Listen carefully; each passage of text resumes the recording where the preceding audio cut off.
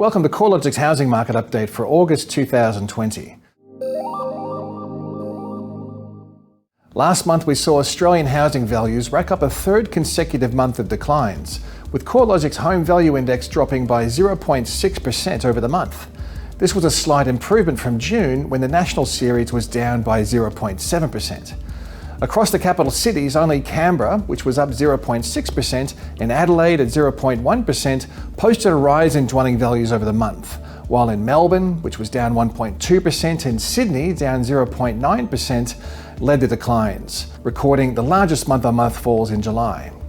Regional markets are generally showing more resilience to falling values. Across the combined regional areas, housing values were unchanged in July, compared with a 0.8% fall across the combined capital cities. Regional Victoria, where values were down by 0.5%, and regional WA, which was down 3.2%, were the only non-capital city markets to record a fall in values over the month.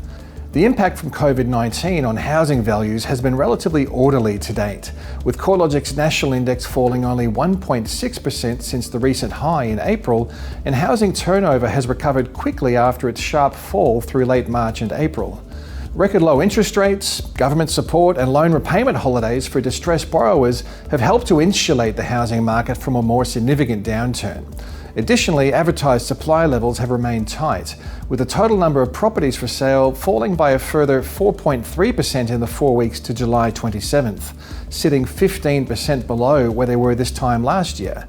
Additionally, increased demand driven by housing-specific incentives from both federal and state governments, especially for first home buyers, have become more substantial.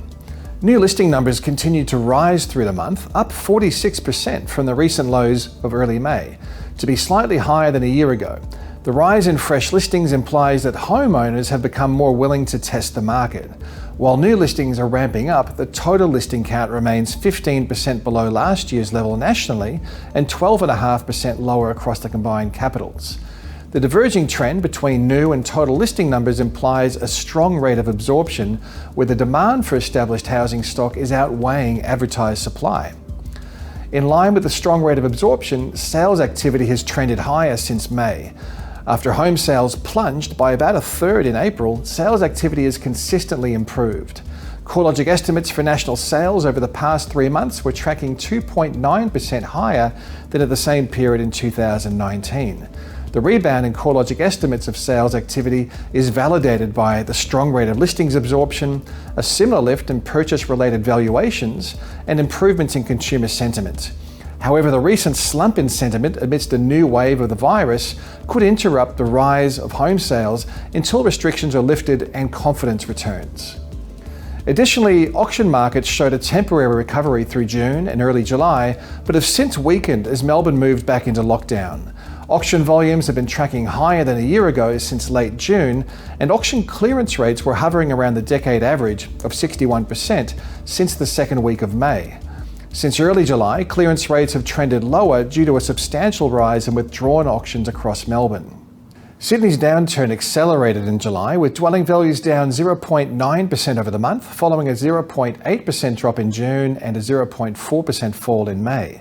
Since peaking in April, Sydney home values are down a cumulative 2.1%, with larger falls across the upper quartile of the market. Despite the recent weakness, Sydney home values remain 12.1% higher than a year ago. Despite the drop in values, our estimate of sales activity over the past 3 months is only 4% lower than the same period a year ago. This is due to a rise in sales over the past 3 months following a sharp drop in April. Sydney rents are also trending lower as a shortage of demand drives up vacancy rates. House rents are down 1.1% since March, and unit rents down a more substantial 3.2%. In summary, housing markets have weathered the COVID storm much better than we originally anticipated. So far, the decline in home values has been orderly, with only modest reductions in most areas. Turnover has recovered quickly and is tracking higher than a year ago, at least at a national level, although that is a relatively low benchmark, where this time last year we were moving through the trough of the previous cycle. However, demand is evident as advertised stock levels are being absorbed faster than fresh stock is being added to the market. The unprecedented level of fiscal support from the federal and state governments, distressed borrower repayment holidays, and record low interest rates are the key factors supporting demand and insulating home values.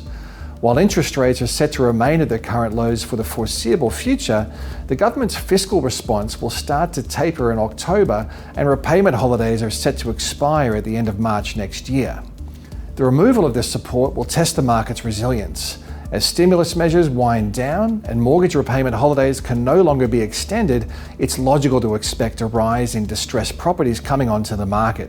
The extent of which this causes additional downwards pressure on home prices depends on how the Australian economy is travelling at that time. Further virus outbreaks present a clear and present danger to the depth and length of the recession and the performance of the housing market. To stay up to date with the property market's performance in a rapidly changing environment, you can tune into regular research updates from CoreLogic at www.corelogic.com.au.